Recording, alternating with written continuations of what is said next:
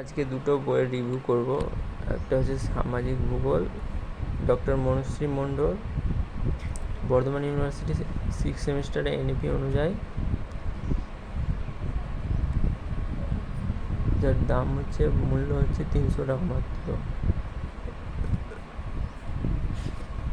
এই বইটা ভালো, মোটামুটি ভালো। তারপরে পরবর্তী বই হচ্ছে সাংস্কৃতিক ভূগোল, আব্দুল বাকি। এই বইটাও ভালো মোটামুটি। এটা হচ্ছে সাংস্কৃতিক ভূগোলের উপর। ইনি লেখকের বিবরণ।